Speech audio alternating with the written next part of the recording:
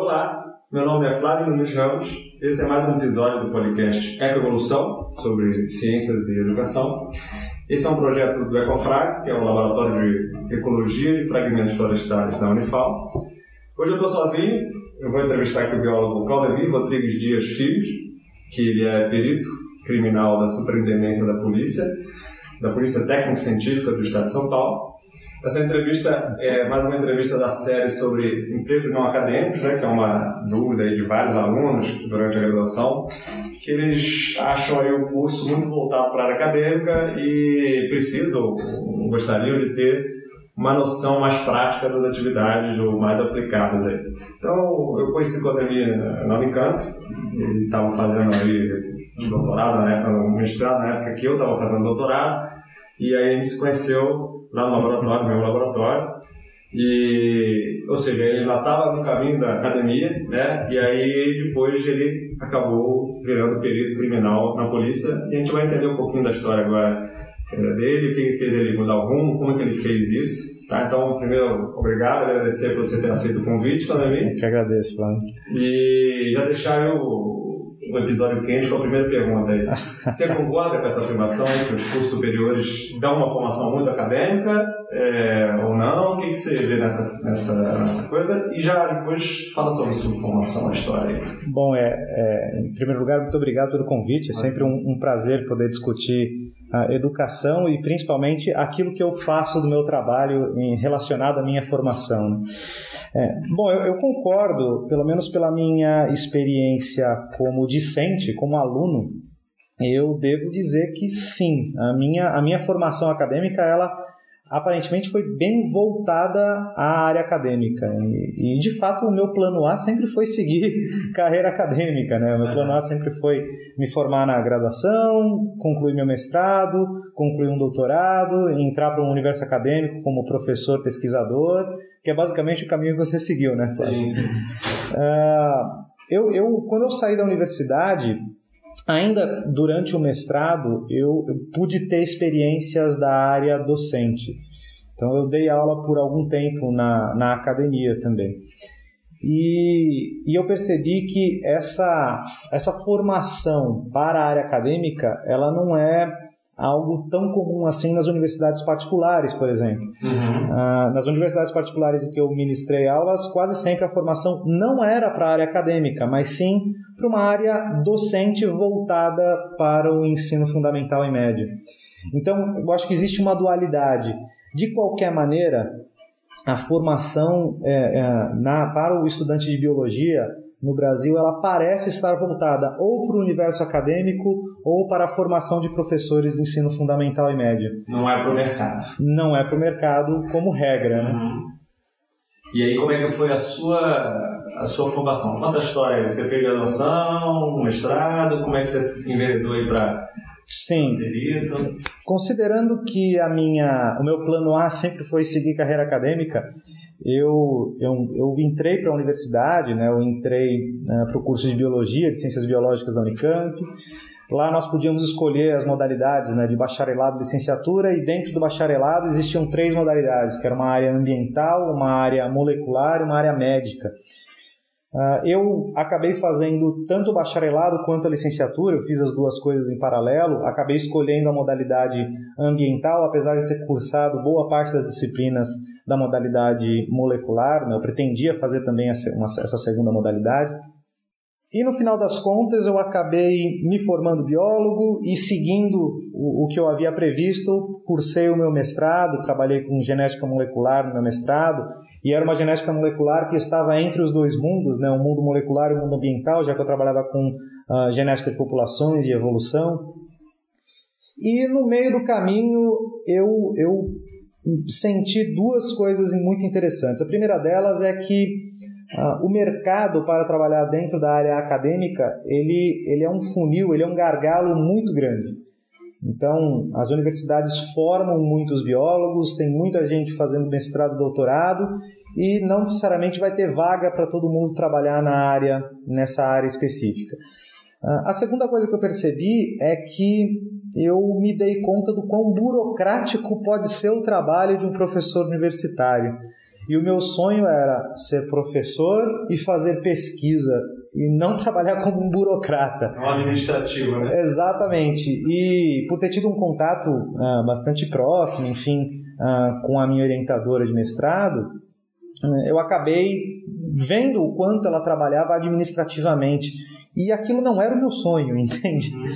E diante desse cenário, eu acabei me interessando por uma disciplina, que era uma disciplina mista, que era tanto de graduação quanto de pós-graduação, que era justamente de legislação ambiental. E nessa disciplina eu conheci um veterano de faculdade, que era perito criminal no estado de São Paulo.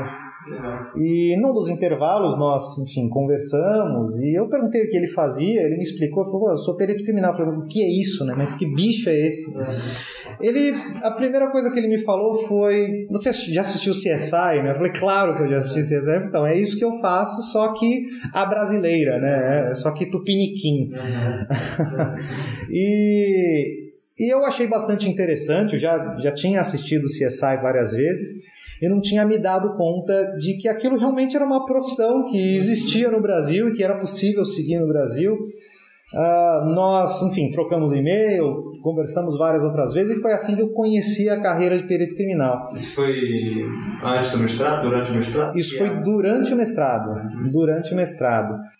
Isso me fez pensar se seguir a carreira acadêmica era exatamente o que eu queria. Foi aí que deu o estalo de você, será? Sim, né? Sim, exatamente. Já começou com essa parte da burocracia que você falou, né? Isso já estava te incomodando e de repente isso caiu na hora certa, no momento que você estava incomodado. Né? Sim.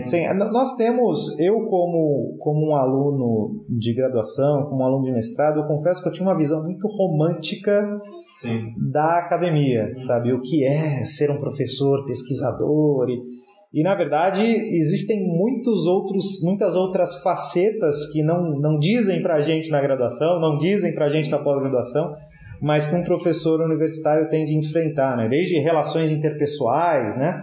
Até esses aspectos burocráticos, ou mesmo eu pensava que fazer pesquisa é simplesmente você entra no seu laboratório, você tem um projeto de pesquisa e você começa a fazer pesquisa, e não é nada disso, você tem que submeter um projeto, ir atrás de dinheiro, administrar o dinheiro, quer dizer, é um universo muito menos romântico do que eu achava que era. Isso me fez repensar, como você disse. E o fato de eu ter, mais ou menos no mesmo tempo, ter conhecido a carreira de perito criminal me fez me interessar por ela. E para minha sorte ou azar, eu ainda não sei, 2 meses depois, abri o concurso para perito criminal da Polícia Federal. E era específico para biólogos, quer dizer, tinha vagas para várias formações e algumas das vagas eram para biólogo e biomédico. Falei, vou prestar esse negócio, sou biólogo, vamos ver como é que é. E na parte de biologia eu fui muito bem, mas eu não contava que na prova para perito criminal caísse uma parte de noções de direito. E foi justamente noções de direito que fez com que eu não passasse no primeiro concurso público que eu prestei na minha vida. Ou seja, você descobriu que você era sem noção. Exatamente, eu não tinha noção de direito, logo eu era um sem noção de direito. Só que a essa altura do campeonato, a essa altura da minha vida, eu já me via como perito criminal, eu já estava envolvido com aquilo e decidi me dedicar durante a segunda metade do meu mestrado, né, uma parte do meu tempo eu me dedicava a estudar para o concurso de perito criminal. Você ficou sabendo, do federal, você ficou sabendo como? Essa vaga chegou a você como? Por jornal, alguém te disse, internet, você foi buscar? Isso também é uma outra história complicada. Um dos colegas de mestrado, da minha turma de mestrado, ele já trabalhava na Polícia Federal como papiloscopista. Também fazia mestrado em genética e biologia molecular, também é biólogo. Eu sabia que ele trabalhava na Polícia Federal e nós conversamos sobre, poxa, tem perito na Polícia Federal? Como é que funciona? Ele falou, não, tem perito sim, inclusive, olha, tem um concurso que está abrindo agora, você não quer prestar? Então, quer dizer, eu também soube meio que por acidente, né? Mas aí você acaba descobrindo os caminhos das pedras para verificar exatamente onde tem editais para concurso público, que é o tipo de coisa que você também não aprende. Recebe essa informação durante a graduação. Exatamente. E a partir desse primeiro momento eu pensei, bom, eu vou me dedicar ao meu mestrado, quando eu tiver um tempo vago eu vou me dedicar a estudar para concursos para a carreira de perito criminal, e foi exatamente o que eu fiz. Antes de eu terminar o meu mestrado, abri o concurso, mas agora não para a Polícia Federal, mas sim para a carreira de perito criminal na Superintendência da Polícia Técnico-Científica do Estado de São Paulo, né, que é a Polícia Científica do Estado de São Paulo. Prestei, passei no concurso e concluí o meu mestrado logo na sequência de terem me chamado para o concurso público. Legal. Né?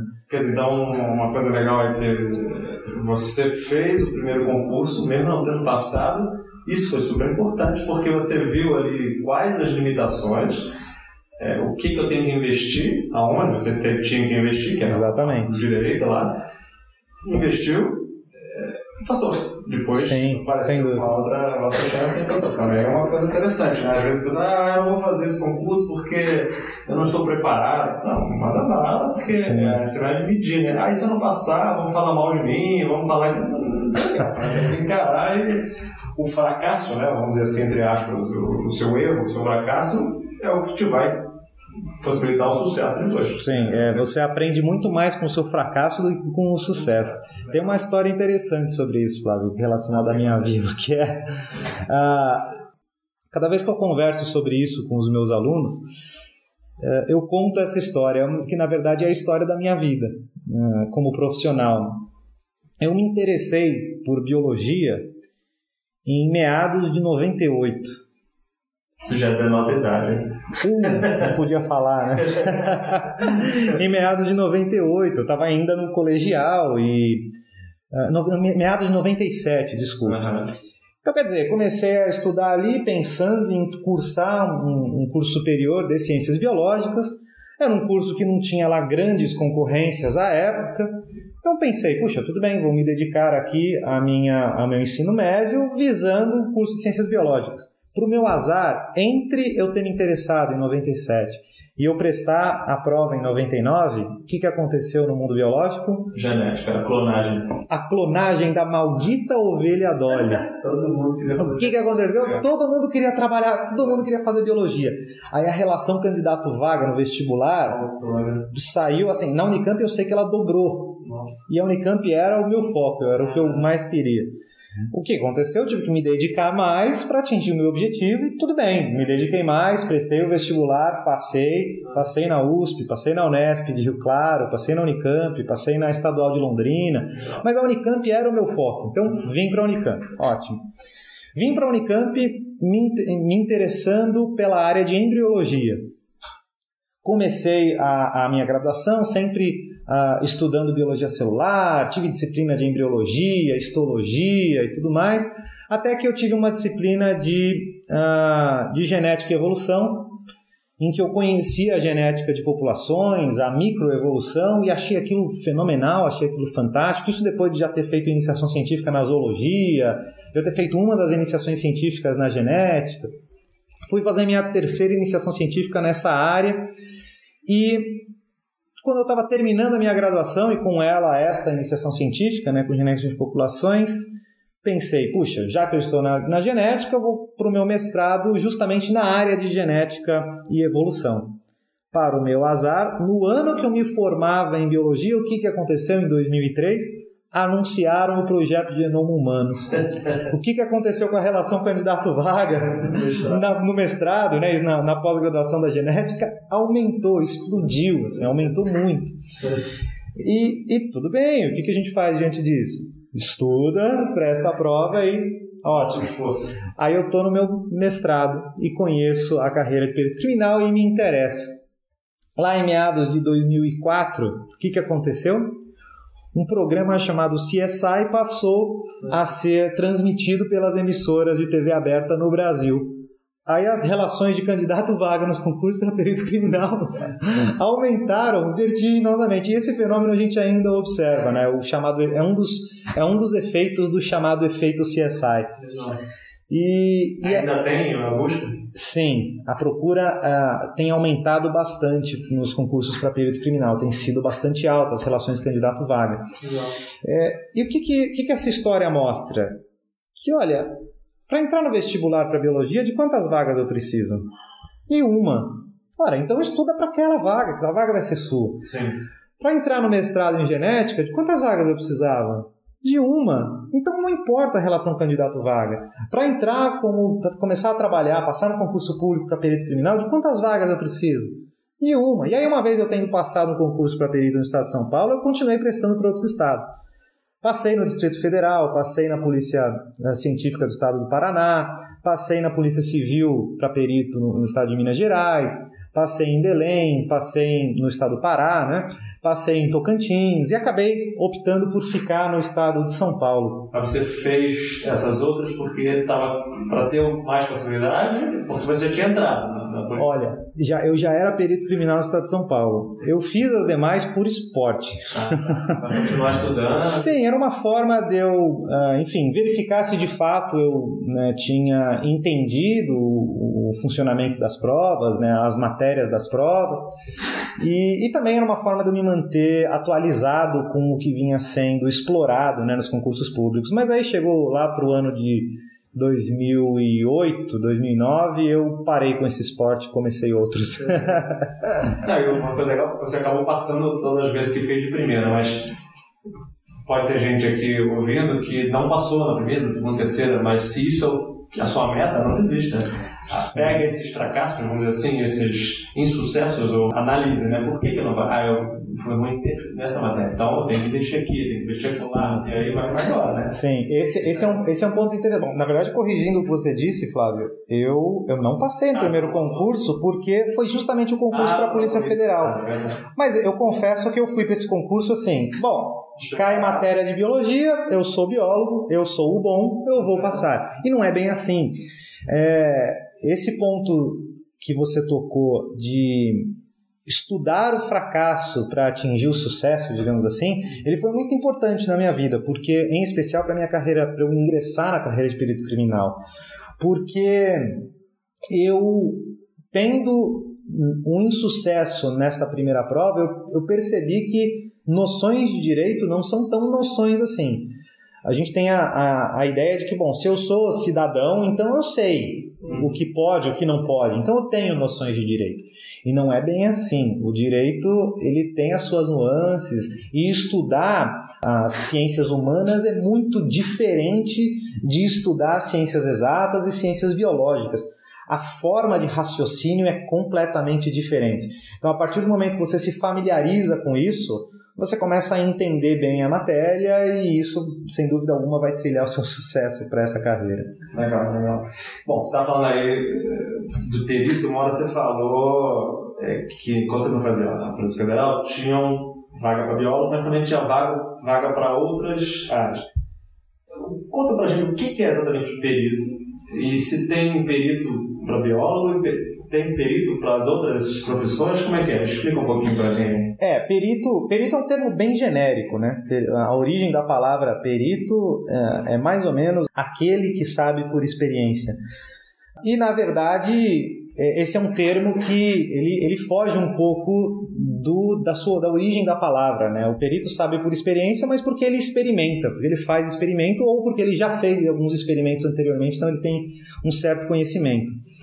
O perito, ele pode trabalhar junto ao sistema judicial de duas formas. Ele pode trabalhar para um foro que é chamado foro civil, e aí ele é um perito judicial, e o perito judicial ele não é concursado, é um juiz de direito que indica um perito para trabalhar num caso específico, e aí geralmente se trabalha em casos envolvendo disputas, litígios, discussões na área civil, na área trabalhista, ou existe o perito chamado perito criminal, que é aquele que trabalha na Superintendência da Polícia Técnico-Científica do Estado de São Paulo, trabalha na Polícia Federal, na Polícia Civil em alguns estados, ou nas polícias científicas em outros estados, e esse perito ele só trabalha com casos criminais, que é o que o CSI faz.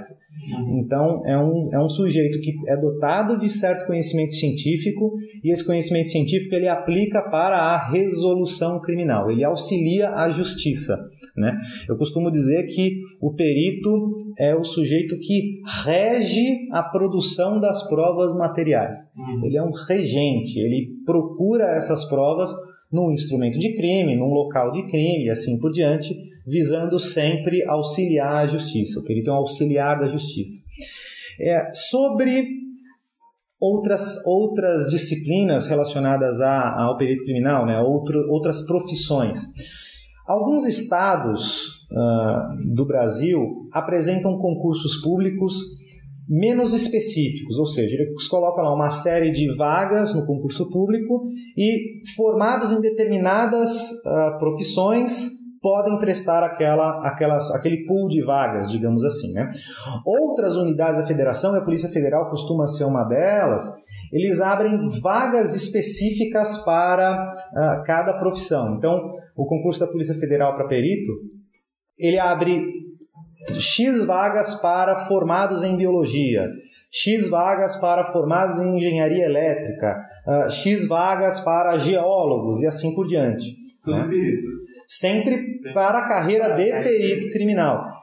O Código de Processo Penal fala em perito oficial, mas a nomenclatura perito oficial de natureza criminal é a mais difundida, né, no Brasil.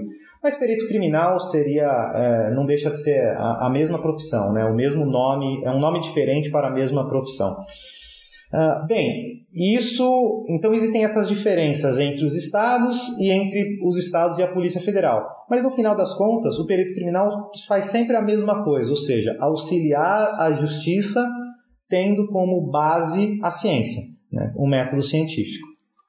Então, você é nomeado, vamos dizer, indicado para um determinado caso, eles pedem para você tentar ajudar eles no determinado caso, e aí vai lá, conversa e tenta pegar as provas a resolver algum problema. Né? Seria isso, mais ou menos isso. Resumindo, seria mais ou menos isso. Sim. Essa distribuição de casos, ela costuma acontecer por meio de plantões, né? O perito criminal, ele quase sempre é plantonista.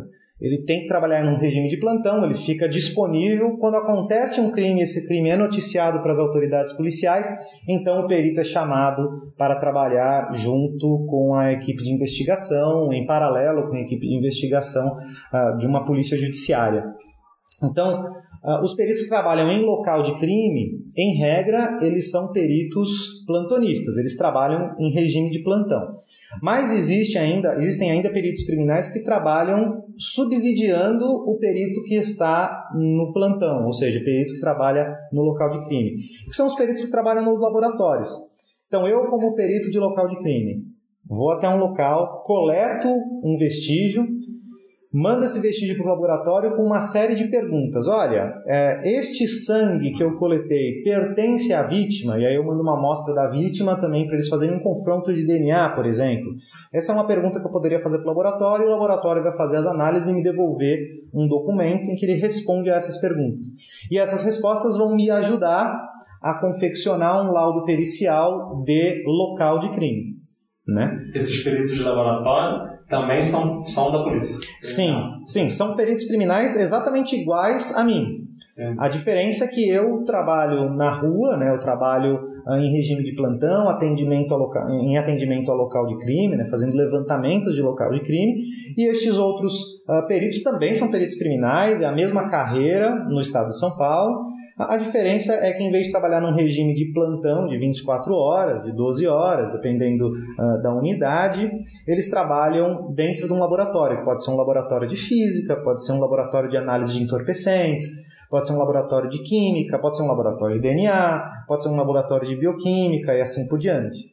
E que define quem vai ficar nessas coisas é o próprio concurso, é o edital do concurso. Você, quando fez o concurso, a prova, já estava definido ou não? Quando você entrou lá e que acabou sendo depois definido?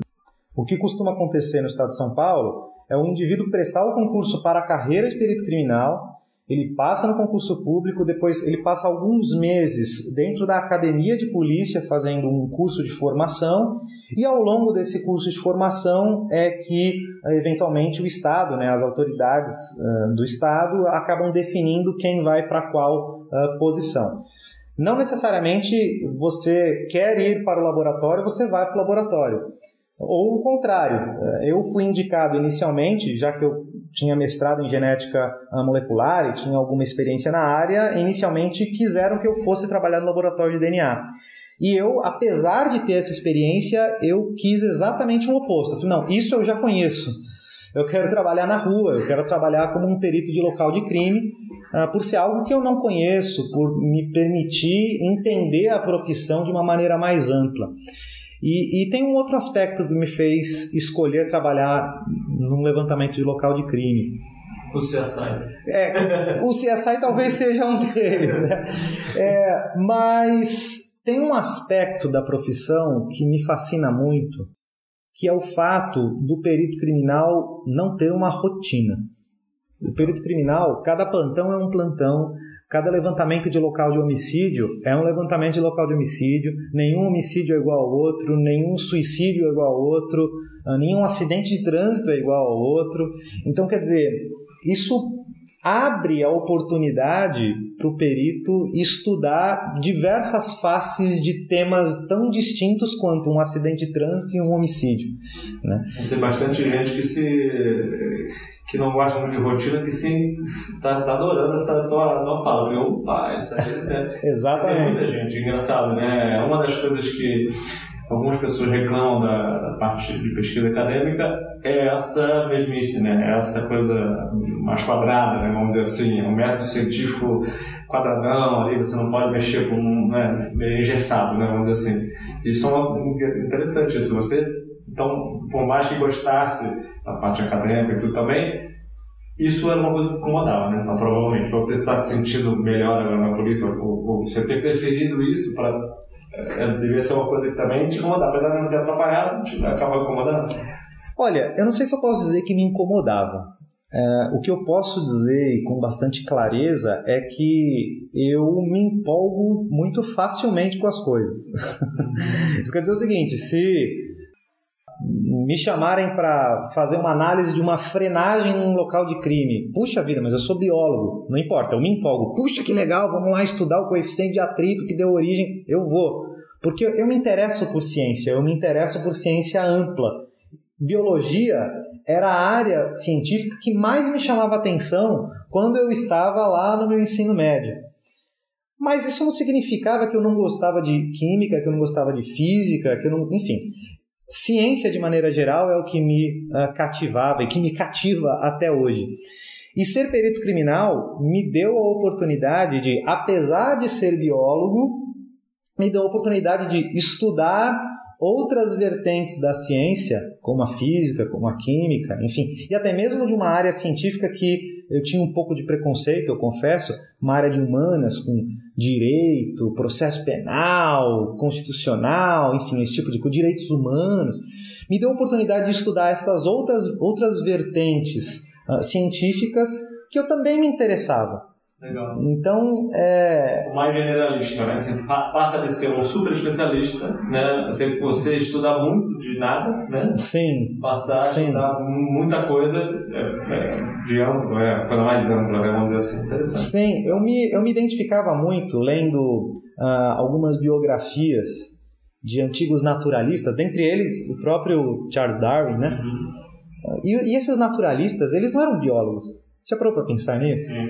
Eram naturalistas. O Darwin, ele estudou geologia. Então, quer dizer, é uma forma de você olhar para o mundo com um conhecimento científico que não é restrito ao mundo biológico, entende? Isso sempre me fascinou. E eu achava que isso não existia antes de conhecer a carreira de perito criminal. Eu achei que cada vez mais eu teria que me especializar, fazendo mestrado, fazendo doutorado, fazendo pós-doc, e aí trabalhar só com aquilo que eu estudei. Até porque a academia acaba pressionando todo mundo para ser um baita especialista. Exatamente. Né? É uma valorização social da academia para ser isso, né? Quem não acaba sofrendo um pouco de preconceito. Exatamente, né? Exatamente. E conta então para o pessoal ficar sabendo mais ou menos assim, teu dia a dia, você falou esse troço do plantão, né? Então como é que é essa coisa do plantão? E algum caso que seja interessante, que possa falar, pode ter relacionado com biologia ou não? Bom, o dia a dia de um perito, o perito, ele trabalhando, ele quase sempre está em uma de 3 atividades. Ou ele está em atendimento de local de crime, ou seja, levantando o local de crime, buscando os vestígios num local de crime. Quando eu digo local de crime, eu também estou incluindo aqui uma peça, né? Um perito ele pode estar fazendo essas mesmas buscas por vestígios em uma única peça, como uma faca, como uma arma de fogo, uma peça de vestuário, né? Essa é uma das atividades. A segunda atividade é analisando os dados que ele já levantou. E a terceira atividade é sumarizando isso em um documento que nós chamamos de laudo pericial. Né? Nada mais é que seu relatório diz... Exatamente o paralelo que eu ia fazer. Você imagina um pesquisador, ele trabalha da mesma maneira. Ele tem lá um projeto de pesquisa, ele faz um levantamento de dados, ele analisa esses dados e ele formaliza isso num relatório a ser encaminhado por uma agência de fomento ou mesmo num paper. Né? Nós tivemos um professor, e você conhece esse professor, um professor chamado Fernando Martins, aqui da Unicamp, um professor que eu admiro muito, foi meu co-orientador de iniciação e também de mestrado, e uma vez ele disse uma frase que é bastante interessante, que vale para o meio acadêmico e também vale para o meio pericial. Ele disse assim, é uma frase em inglês que diz que "The job is never finished until the paper is done". Ou seja, o seu trabalho nunca acabou enquanto o seu papel, o seu artigo, o seu relatório, o seu laudo não tiver feito. Né?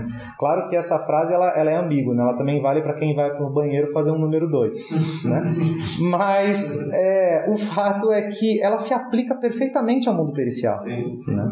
Quer dizer, então, legal você estar falando isso, que às vezes eu estou pensando no aluno que está lá na graduação insatisfeito com a parte acadêmica, que acha que ele não quer exatamente isso, porque não gosta dessa pesquisa, desse enquadramento, ele quer fazer uma coisa mais prática, está pensando agora uma coisa da perícia, e fala, mas o que é que eu estou aprendendo na academia, que isso é uma perda de tempo, que isso vai me ajudar? Você acabou de descrever a iniciação científica. Exatamente. Quando você falou a parte também dos periciados, a pessoa que faz perícia no laboratório, que você lá quer saber se esse sangue aqui é da vítima ou não é. Ou seja, você deu uma pergunta para ele, nada mais é do que uma iniciação científica. Você dá uma pergunta a uma pessoa, e a pessoa, através do método científico, vai tentar responder essa pergunta. No caso da academia, é uma pergunta geralmente teórica, né? Mas no caso da perícia criminal, você está falando uma pergunta prática. Né? Então, talvez só essa mudança já faça o interesse da pessoa despertar, melhorar, que é uma coisa mais prática, mais complicada. Mas não deixa de ser. Se você tiver sido bem treinado na iniciação científica, você vai se dar bem nesse mundo. Porque você teve uma boa iniciação científica, como você teve, um mestrado, como você teve, um bom mestrado, e agora você deve estar colhendo os louros, até a facilidade. Sem dúvida alguma. Isso por causa desse treinamento. Então, isso é uma pergunta que eu ia te fazer, quer dizer, não sei se tem mais coisa além disso, né? A gente está aqui criticando, e com razão, a parte da academia, dos cursos, normalmente aí os públicos, né? Você acaba de dizer que os particulares não são tão voltados para a academia, apesar de serem voltados para o ensino, né? Mas o curso não é muito voltado para o mercado, então não prepara tanto o mercado, nem o aluno para o mercado, e nem prepara no sentido de ele saber que existem essas vagas, né? Então, esse é um dos motivos desse episódio do podcast. Porém, eu queria que você falasse agora o inverso, tá bom? Isso a gente tem um lado negativo. Agora, existe luz, vamos dizer assim, quer dizer, você está fazendo um curso, você vai aproveitar. O que ele aproveita? A iniciação científica, você já comentou que é altamente aproveitável, né? Vamos dizer assim, sim. Diretamente aproveitável. Tem mais algum aspecto da universidade que te ajudou? Assim, você hoje, né, depois de ser formado, já trabalhando nesse, isso aqui foi graças ao meu curso, né? Que isso, o que ele poderia dizer desse aluno? Flávio, o treinamento que eu tive na universidade, eu não tenho a menor dúvida de que foi importantíssimo para a minha carreira. Veja, um perito, ele é um cientista. A diferença entre um perito e um cientista está no objeto de análise. O que um perito estuda e o que um cientista estuda? Um cientista, ele estuda a natureza de maneira geral, ampla, ou ele pode estudar a natureza de forma específica. Um perito estuda o crime. O objeto é o crime. Um cientista responde a perguntas. Essa é a primeira coisa que a gente aprende em metodologia da pesquisa científica, não é? Um trabalho científico, ele começa com uma pergunta. Um perito criminal responde a perguntas. Inclusive, na própria lei, no Código de Processo Penal, diz lá que o perito responderá a quesitos formulados pela autoridade policial, autoridade judiciária ou pelo Ministério Público. Quesitos nada mais são do que perguntas. Então, o perito trabalha respondendo a perguntas. Um cientista, ele escreve um artigo científico, ele escreve um relatório. Um perito escreve um laudo pericial. Ambos fazem isso depois do quê? De analisar dados que foram coletados por meio do método científico. Então, quer dizer, apesar do meu treinamento inicial ter sido todo voltado para a academia, ele foi um treinamento de como ser cientista, de como fazer ciência, ou de como aplicar ciência. E esse treinamento ele foi essencial, ele tem sido essencial para a minha carreira como perito. Entende? Então, apesar de eu pensar que as universidades, em especial as universidades públicas, têm tido um foco mais voltado para a formação de um acadêmico, ou seja, de uma carreira acadêmica com mestrado, doutorado, pós-doc, professor universitário, pesquisador, eu creio que este mesmo treinamento, ele vale também para outras carreiras. A carreira de perito criminal é uma delas. Entende? Agora, a crítica, ela continua válida, em especial quando nós comparamos com alguns outros cursos. E eu digo isso, em especial porque mais recentemente eu tive contato com alguns alunos de um curso de biotecnologia. E é um curso que usa aspectos da engenharia, da engenharia de produção, engenharia de alimentos, basicamente, usa aspectos da biologia, do curso de ciências biológicas, mas é um curso que é totalmente voltado para o mercado de trabalho. Eles não têm, nas disciplinas, uma abordagem que visa focar na formação de um professor universitário, de um pesquisador acadêmico, né? De um pesquisador, sim, mas não necessariamente acadêmico. Então, eles têm um pouco desse treinamento sobre método científico, mas voltado para o mercado de trabalho. Sim. São esses profissionais que vão acabar entrando na indústria de cosméticos, na indústria de alimentos, na indústria, enfim, têxtil, a agrária, enfim, e assim por diante. Esse enfoque, eu penso que ele podia ser um pouco mais dual nas universidades públicas. Olha, nós temos esse caminho que é o caminho acadêmico, mas nós também temos este caminho, ou seja, fora da academia existe vida, entende?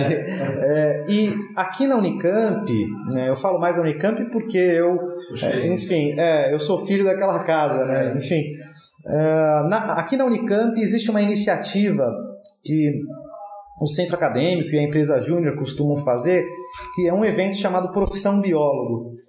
E é um evento que visa justamente, num final de semana, 2 dias, terem palestras com biólogos que trabalham fora do ambiente acadêmico, que é mais ou menos a mesma ideia desse episódio aqui do podcast. Isso é muito interessante. Eu tive a oportunidade de ser convidado algumas vezes para participar do Profissão Biólogo. A PUC aqui de Campinas, no curso de Ciências Biológicas, na Semana da Biologia, eles também fazem esse tipo de enfoque, um equivalente ao Profissão Biólogo. Também tive a oportunidade de ministrar algumas palestras lá, justamente mostrando que, olha, você é biólogo, você pode trabalhar como perito criminal, entende? E outras pessoas também vão lá falar sobre a atividade dentro da indústria, dentro de empresas, ou mesmo em outros setores públicos que não necessariamente a academia, né? Eu vejo, sim, que existe uma exaptação, usando um termo bem biológico, nesse treinamento para o mundo acadêmico que serve para outras atividades que não dentro da academia. Bom, então, se tem algum caso interessante aí que você possa contar para a galera, tipo, teve uma vez que aconteceu isso, eu tive que fazer isso, deu problema, ou sei lá, uma coisa interessante, ou para ilustrar mais ou menos o que fazeria, né? Eu quero entrar, o que exatamente ele faz, né? Não, casos, eu tenho zilhões. Muitos tenho muitos casos que eu julgo interessantes, assim. Na verdade, eu costumo dizer que o que faz um caso interessante é a curiosidade do perito, né? Se o perito não for curioso o suficiente para buscar a informação do caso, né, num local de crime, numa peça de exame, enfim, numa arma do crime, o caso nunca vai ser interessante. Ele tem que buscar, ele tem que ter essa curiosidade, né? Pensando em conhecimentos biológicos, né, eu tenho alguns casos envolvendo entomologia, por exemplo, que foram bastante interessantes. Assim, num deles, um cadáver foi encontrado dentro de um poço e pessoas encontraram aquele cadáver andando numa zona rural e sentiram um forte odor de putrefação, né? E aí observaram que dentro do poço, a origem daquele cheiro era o poço. Informaram a polícia contatou o corpo de bombeiros e o corpo de bombeiros desceu no poço e encontrou o cadáver lá embaixo.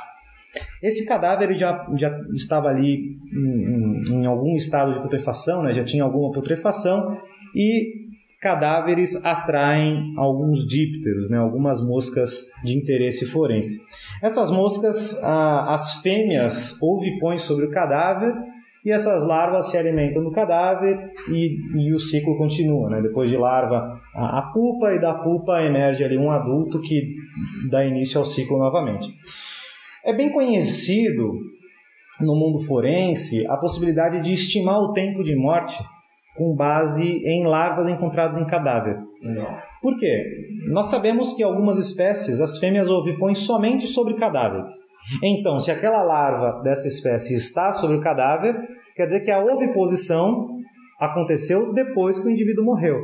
Então, se eu for capaz de estimar a idade de uma larva, eu automaticamente estou estimando um tempo de morte mínimo para aquele indivíduo, né? Como não se sabia exatamente quando o indivíduo tinha morrido, esse foi o método de eleição. Eu coletei algumas larvas, encaminhei isso para o laboratório, inclusive a professora Patrícia Thyssen, aqui da Unicamp, que é entomóloga com linhas de pesquisa na área forense, auxiliou nesse caso, ela fez a identificação, ela ajudou nas estimativas, e com base nessa informação nós sabíamos quando o indivíduo havia morrido. Essa informação é relevante? Eu não tenho a menor dúvida de que ela é relevante, porque a investigação policial, em regra, ela visa responder a 7 perguntas que foram conhecidas como epitâmetro de Quintiliano. Cruzes? Pois é Quintiliano... Quintiliano foi um sujeito de Roma Antiga, um orador e advogado de Roma Antiga e professor também, que dizia que qualquer fato pode ser elucidado se 7 perguntas forem respondidas. E as perguntas são aquelas tradicionais da lide do jornalismo, né? Que é o que, quem, quando, porquê, como, onde e o com que meios. Seria também, em inglês, aquele que eles falam 5 Ws e 2 Hs. Exatamente. E responder o quando o indivíduo morreu é responder uma das perguntas do epitâmetro de Quintiliano. Logo, tem interesse para a investigação. E por que esse caso foi interessante? Porque a investigação policial conseguiu encontrar alguns suspeitos e foi tomado ali o depoimento desses indivíduos, e a autoridade policial, o delegado de polícia, sugeriu que fosse feita uma reprodução simulada dos fatos, que é a famosa reconstituição do crime. O nome reconstituição é um problema, né? Porque ninguém reconstitui, ninguém mata de novo a pessoa. O nome técnico o nome técnico é a reprodução simulada do crime. E durante essa reprodução simulada, o indivíduo, que era o principal suspeito de ter cometido o homicídio, ele dizia que tinha feito aquilo numa data específica.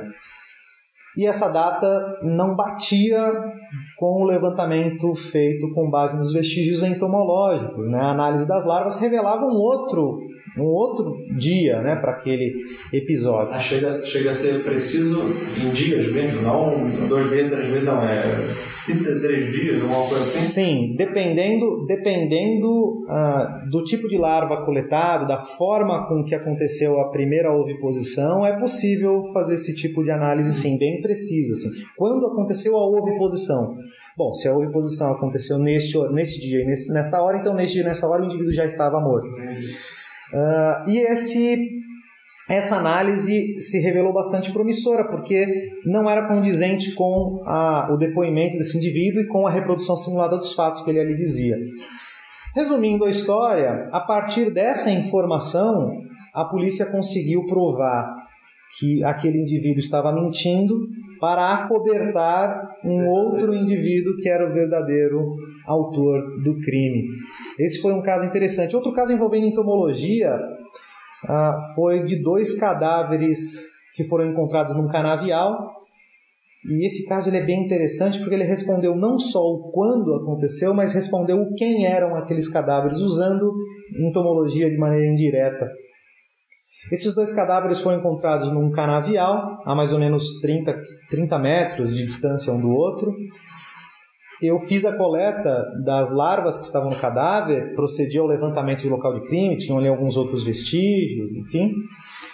E a partir da análise dessas larvas, nós chegamos à conclusão de que a morte desses 2 indivíduos tinha acontecido com 1 hora de diferença entre um e outro, no máximo 1 hora de diferença entre um e outro, e me dava ali um intervalo de 95 horas de morte. Ninguém sabia quem eram aqueles 2 indivíduos. E a sugestão que eu dei para a Polícia Civil foi que eles buscassem os boletins de ocorrência de pessoas desaparecidas no intervalo mais ou menos próximo ou algumas horas antes do horário em que aqueles indivíduos haviam morrido. E foi interessantíssimo, porque existia um boletim de ocorrência de desaparecimento de um tio e de um sobrinho que haviam desaparecido 2 horas antes do horário da morte que nós estimamos com base entomológica. Então, quer dizer, nesse caso a entomologia ajudou não somente no responder o quando aconteceu, mas ajudou a responder quem eram aquelas pessoas, né?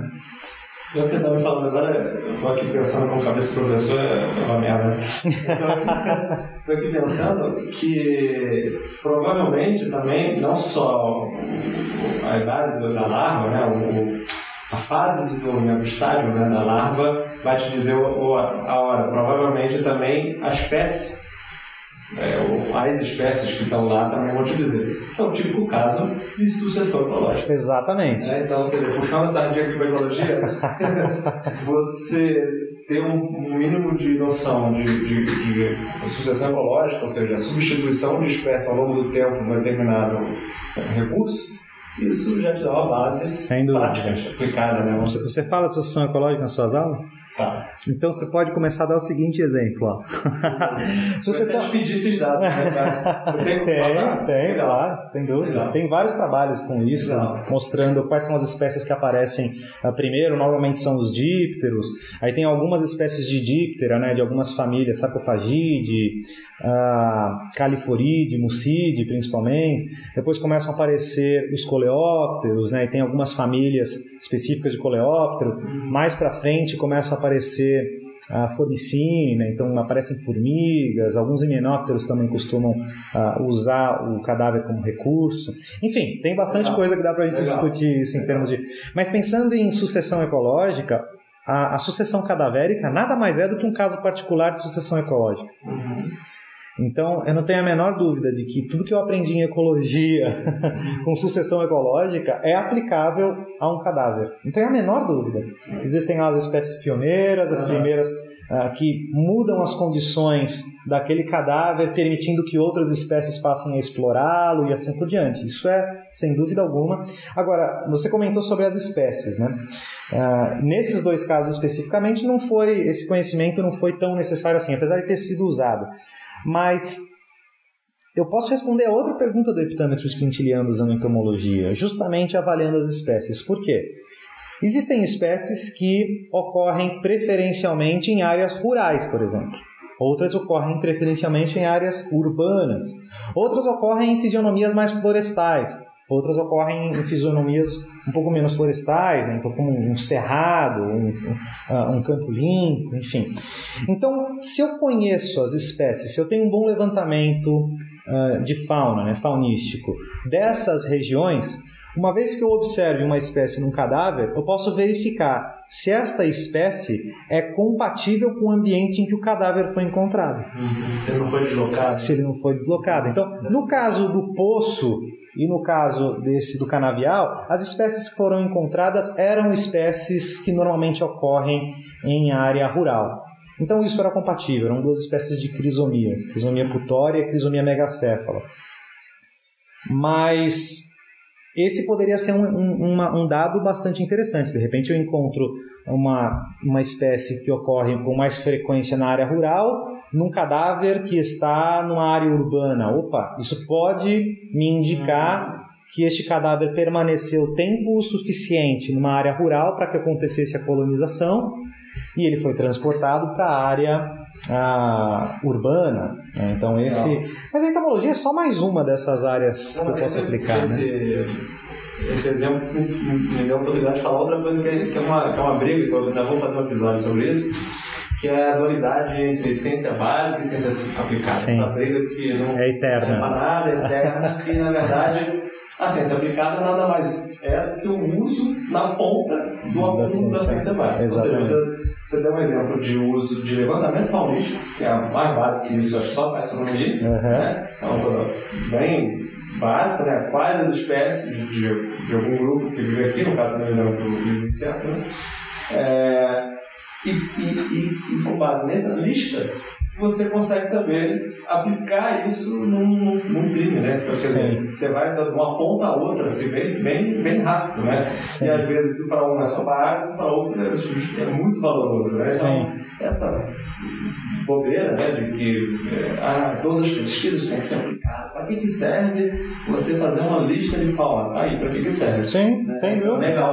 E isso vale para a flora também. Sim, né? Pólen, provavelmente, né? A análise de grãos de pólen, né, a palinologia, existe uma área bastante estudada fora do Brasil, que é a palinologia forense.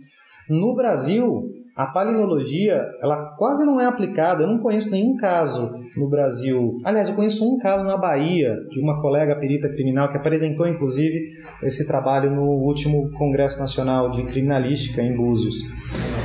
Mas a palinologia é uma área que é super pouco aplicada no meio pericial brasileiro, justamente porque os levantamentos de grãos de pólen são bastante escassos, se é que existentes. Falta pesquisa básica. E mesmo pensando em levantamento de espécies botânicas mesmo.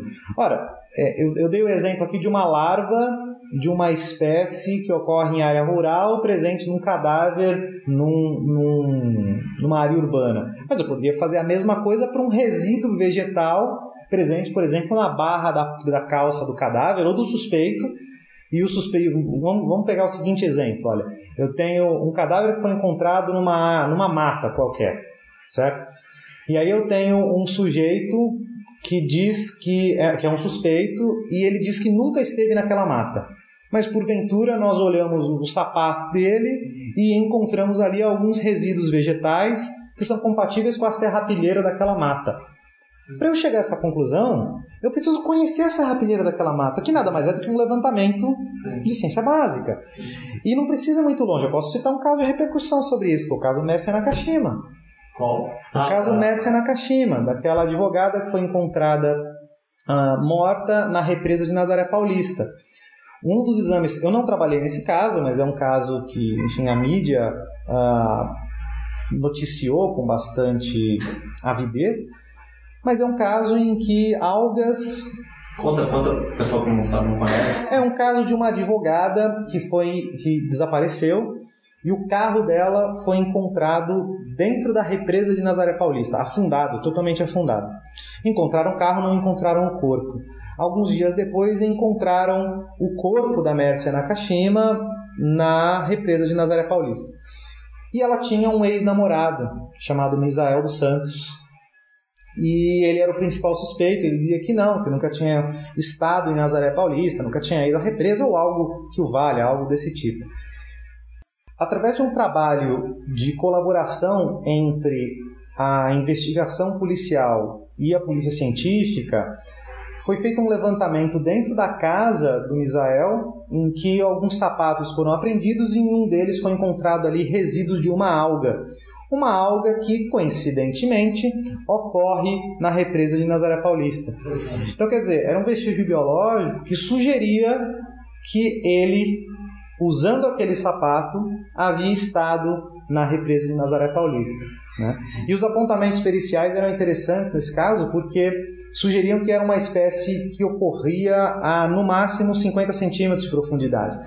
Então, a hipótese mais provável nesse caso era que ele, empurrando o veículo já com a Mércia sem vida dentro dele, teria, enfim, pisado na água ali na beira da represa e com isso essas algas teriam aderido no seu sapato. Então, quer dizer, um vestígio botânico. Imagina se não existisse um levantamento de algas desta represa. Eu poderia fazer esse tipo de afirmação? Sem dúvida alguma, não.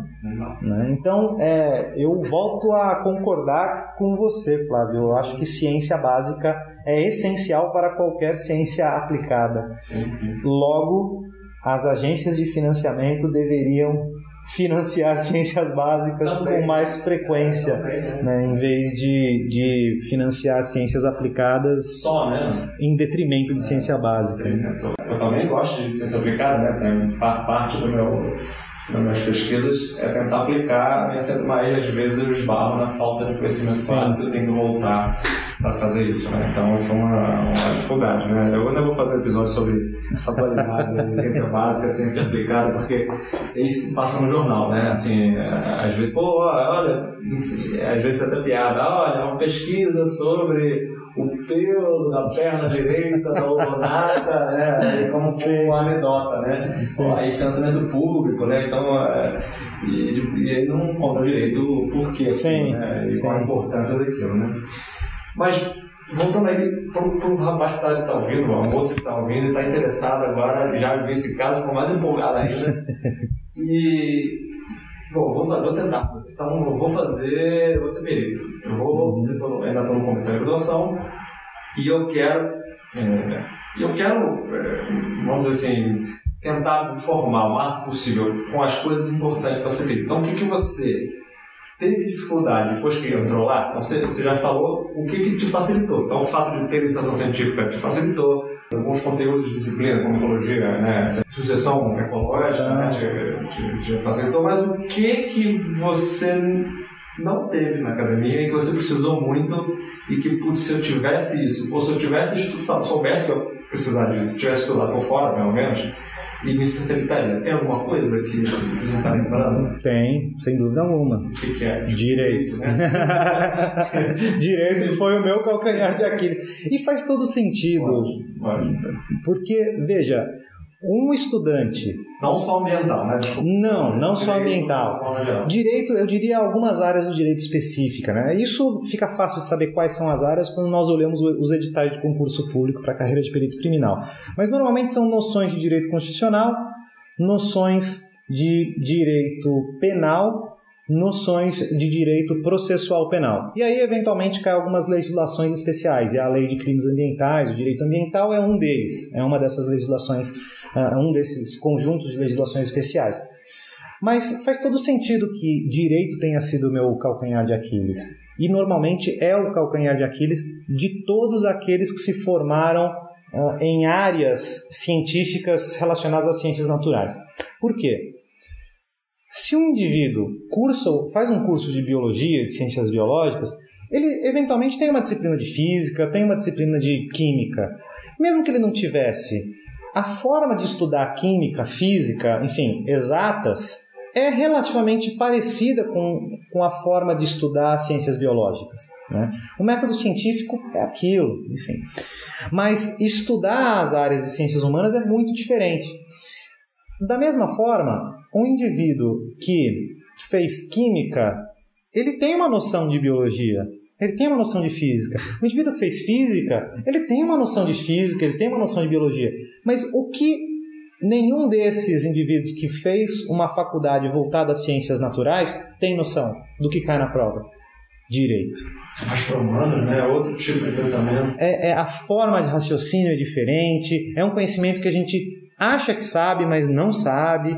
Então, eu não tenho a menor dúvida de que um dos pontos cruciais para quem está nas áreas de ciências naturais e quer se transformar, se quer passar num concurso para perito criminal, deve estudar, deve se dedicar, é para a área do direito. Mas onde que eu procuro essa informação? Dá uma olhada nos editais de concurso público, vocês vão ver quais são as áreas, né? Normalmente são essas que eu aqui citei. E, se possível, procure um curso de direito para assistir uma ou outra aula, só para você entender como funciona estudar direito, né? Esse é um fator bastante importante. E o outro é uma dica, na verdade é um conselho, uma recomendação que qualquer professor de curso pré-vestibular daria, que é: conheça o seu inimigo, ou seja, conheça a sua prova. Existem, procurando na internet, tem uma série de provas para a carreira de perito criminal de vários estados diferentes, inclusive da Polícia Federal, inclusive do estado de São Paulo, inclusive de outros estados, enfim. Dá uma olhada nessas provas e verifica, tenta fazer a prova. Você vai ter uma noção do tipo de pergunta que é feita, do tipo de conhecimento que você tem que ter para passar na prova. Mesma coisa que se fazia quando um indivíduo vai passar no vestibular. Me interessava passar no vestibular da Unicamp. E o que eu fiz? Peguei todas as provas da Unicamp que eu podia e resolvi. E aí, com isso, eu fui encontrando os erros, fui encontrando aquilo que eu tinha mais dificuldade para focar os meus estudos justamente nessas áreas. A estratégia é a mesma. A diferença é que tem um tipo de conhecimento que o indivíduo que está nesses cursos de ciências naturais ele não tem normalmente, que é justamente o conhecimento na área de direito.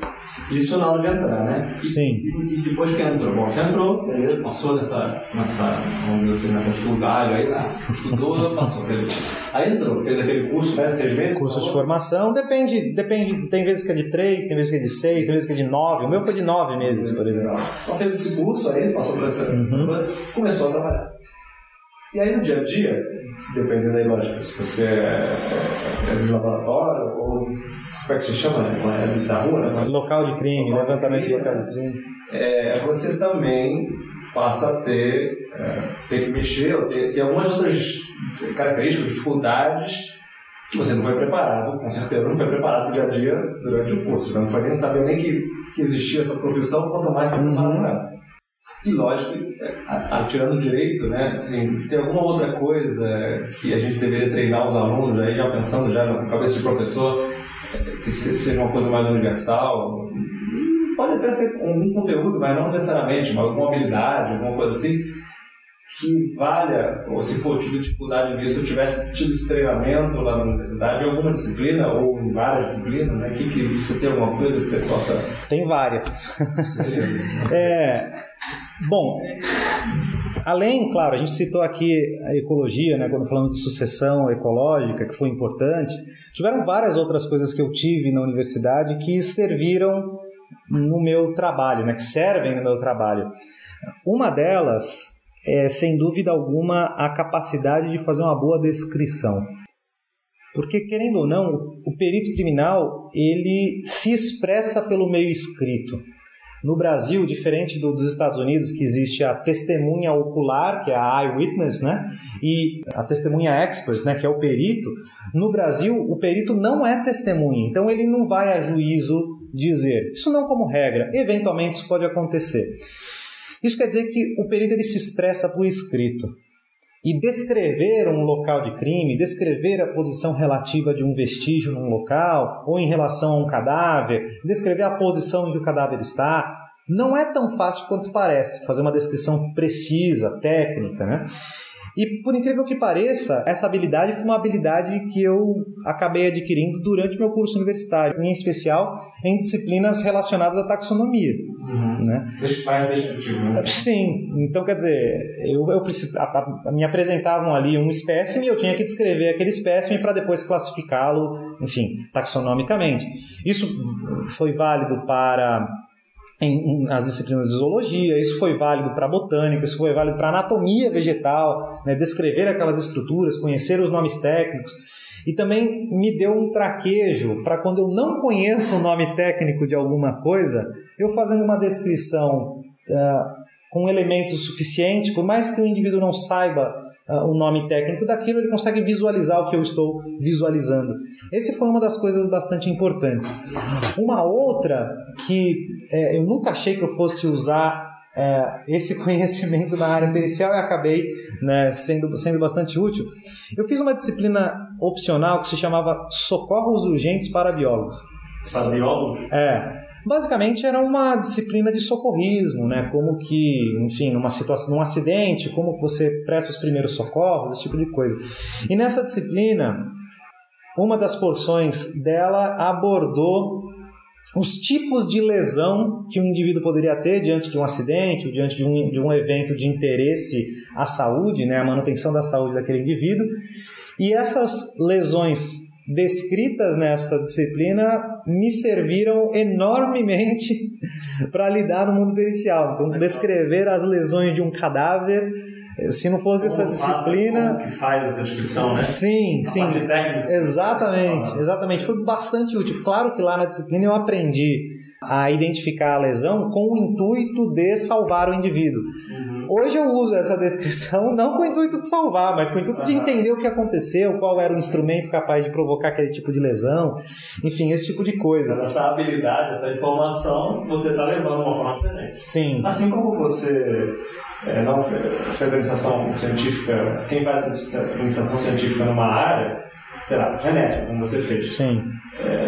E vai fazer um perito de laboratório e vai... O genético pode ser, mas vamos dizer assim, então, sei lá, uma coisa que não tem nada a ver, uma iniciação científica de um assunto que você não vai aproveitar o assunto em si que você estudou para a perícia laboratorial. Mas você, o método científico... É o mesmo. Então o assunto pode não ser o mesmo, né? Mas o jeito de fazer, você já sabe. O meu trabalho de mestrado... Ele é exatamente isso que você está dizendo, Flávio. Eu trabalhei com genética de populações. Eu trabalhava com genética de populações de plantas, de uma planta específica, e me interessava durante o mestrado entender como que as frequências gênicas variavam ao longo dos estádios ontogenéticos, certo? Então, em outras palavras, eu trabalhava com genética, eu trabalhava com genotipagem, eu trabalhava com frequências gênicas. E fazia comparações e estatística em cima disso, certo? O que é um exame de DNA? É trabalhar com genética, é trabalhar com genotipagem, é trabalhar com frequências gênicas e fazer estatística em cima disso. Ou seja, o método era o mesmo, a pergunta é diferente, mas o método para respondê-la é exatamente o mesmo. Mesmo se você tivesse trabalhado com borboleta, sei lá. Sim. O método científico pode não ser o assunto, mas também a parte de ciência. Faz uma pergunta, depois desenho experimental, depois descrevo os resultados, analiso. Sim. Só que em vez de borboleta agora é DNA. Sim. DNA é um capacete, é uma faca, é uma camiseta de um local de crime. E é difícil às vezes para o aluno perceber isso, né? Pô, mas eu estou aqui fazendo iniciação científica com X, mas não é exatamente isso que eu quero. Mas beleza, aproveita. Sim, vou dizer um exemplo lá da Federal de Alfenas, que é no interior de Minas, né? No sul de Minas, e tem muita gente que gosta de biologia marinha. Não tem como trabalhar com biologia marinha, é meio difícil lá no Mar de Minas. No Mar de Minas não tem biologia marinha, mas eu sempre recomendo para os alunos, pega um laboratório que mais é possível com o que você gosta, aprenda um método científico e aí você só vai mudar de objeto depois, mas exatamente. É igual, né? Exatamente. Legal. Exatamente. É engraçado isso, a gente estava falando aqui, eu falei de evolução, isso me lembra que algumas vezes me perguntam sobre a minha transição do meio acadêmico para o meio pericial, como foi, não sei o quê. E eu acho que o meu caso é um caso bastante particular, porque eu trabalhava com evolução. Trabalhar com evolução nada mais é do que olhar para o presente, analisar o presente e estimar o passado, não é isso? E aí eu passei a trabalhar com um perito criminal. E o que o perito criminal faz? Ele olha para o presente e estima o passado. A diferença é a escala, né? Um olha para uma escala um pouco maior, o objeto, sem dúvida, mas é a mesma coisa. Eu olho para o presente e estimo o passado. Então, o meu caso é um caso bastante particular nesse sentido. Eu não sei se a transição dos colegas que vinham da área acadêmica também foi essa, mas para mim foi bastante tranquilo pensando nisso. Sim, interessante. Então, voltando, acabei te cortando, mas você está falando que vamos chamar, você está dentro da profissão lá, se mantendo ali para trabalhar no dia a dia, você precisa do direito, né, para passar, e alguma outra habilidade que não foi dada na academia. Quer dizer, a iniciação que foi dada, a disciplina foi dada, mas uma que não foi dada, pessoal. Isso aqui eu não tive na academia, eu tive que me virar por fora, mas se eu tivesse tido, eu recomendo que os cursos passem a treinar alunos desse jeito, porque não é só bom para a perícia, é bom para outras disciplinas de mercado. Tem alguma que te vem na cabeça assim? Ou mais ou menos são todos...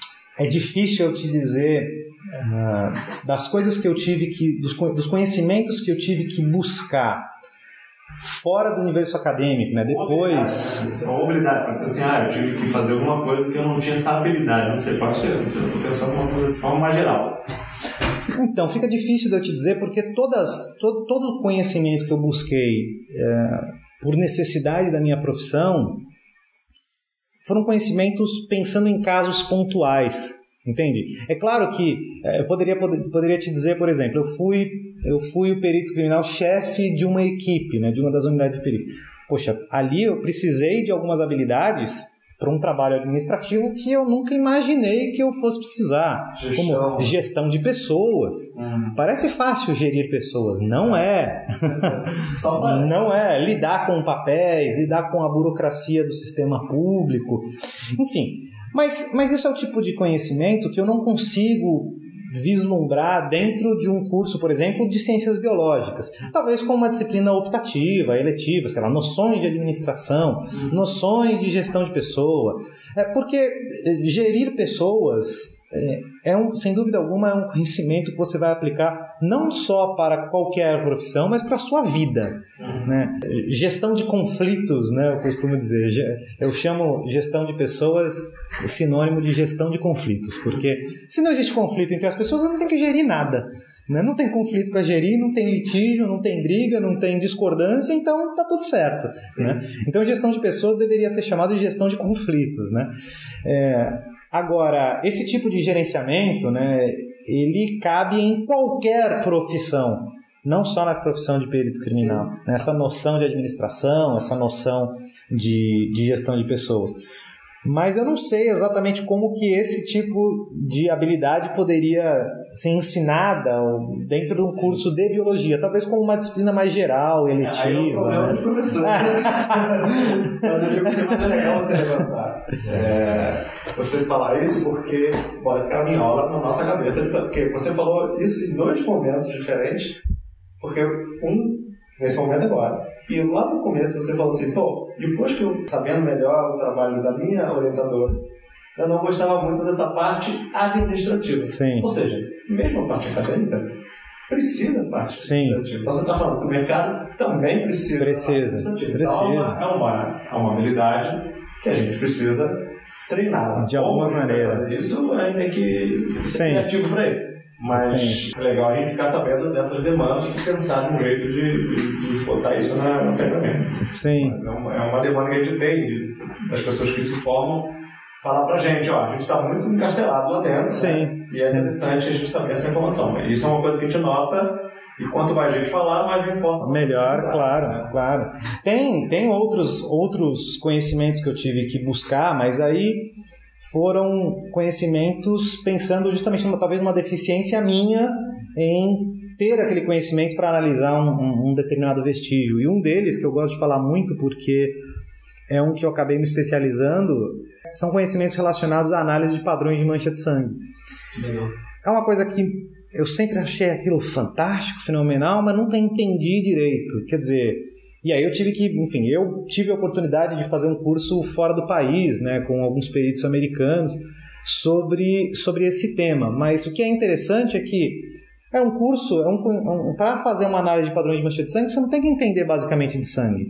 Claro que você tem que entender de sangue, mas você tem que entender de viscosidade de líquido, você tem que entender densidade de líquido, como que um líquido se comporta quando em voo, como a tensão superficial se relaciona com tudo isso. Então, quer dizer, são conhecimentos que um biólogo normalmente, ele sabe o que é sangue, ele sabe o que tem no sangue, você pede para ele descrever o sangue, quais são os tipos celulares, ele faz isso tudo. Aí você pergunta assim, mas qual que é a viscosidade do sangue? Oi? Assim, ele fica meio perdido. Visco o quê? Assim, então, quer dizer, eu precisei ter todo esse conhecimento para depois entender o que era a análise de padrões de mancha de sangue, como uma mancha de sangue é formada, que tipo de instrumento pode formar aquela mancha, ou aquele padrão de manchas, né? Enfim, mas esse é um conhecimento específico, exatamente. E tem vários outros que a carreira de perito criminal demanda, e na verdade eu particularmente acho que isso é o que fascina a carreira de perito criminal, essa oportunidade, né, de buscar esses conhecimentos em outras áreas científicas. Legal. Então vamos para a última pergunta aqui, Ronald. Queria você me responder o seguinte. Estou aluno interessado, estou terminando a graduação, não quero continuar na academia, quero a parte mais aplicada, se amarrou nessa sua explicação, sabe agora que existe perícia e quer fazer isso. O que você recomenda? Vamos lá, o que você recomendaria? Então, o que você falaria para esse aluno? Eu acho que a primeira coisa que eu diria é venha para o lado negro da força. Olha, a carreira de perito criminal ela é sem dúvida alguma muito fascinante, mas é uma carreira. O que eu quero dizer com isso? Como qualquer profissão, dá trabalho. Não é somente as mil maravilhas, né? Exige muito estudo para você passar um concurso público, exige muito estudo para você passar um curso de formação, exige muito estudo para você ser um bom profissional nessa carreira. O que acontece com quase todas as profissões. A não ser que você ganhe na loteria e sua profissão seja curtir a loteria, né? Curtir esse resultado. Agora, se você tem interesse nessa área, siga o seu interesse, enfia a cara. Veja os concursos públicos que tem para abrir, estude os editais de concurso público, veja quais são as matérias que vão ser cobradas, estude essas matérias, se não passar no primeiro, vai para o próximo. É esse o caminho que a gente tem que seguir. E tem um outro ponto que me faz reforçar o Come to the Dark Side of the Force, que é o fato da carreira pericial no Brasil ter uma demanda muito alta e ter poucos profissionais. Nossa, poucos profissionais? Sim, poucos profissionais.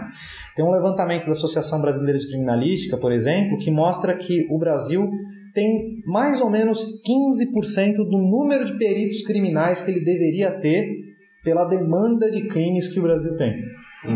O que isso quer dizer? Isso quer dizer que falta muito perito.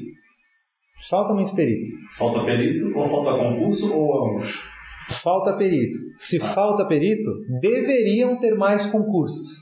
Mas entre faltar profissionais e ter o concurso público, a gente passa por um terreno político que não é muito fácil da gente discutir aqui. Mas basicamente tem que ter interesse político para esses concursos públicos abrirem. Mas eu digo assim, quando abre uma vaga, tem bastante gente interessada nessa vaga, você tinha falado, né?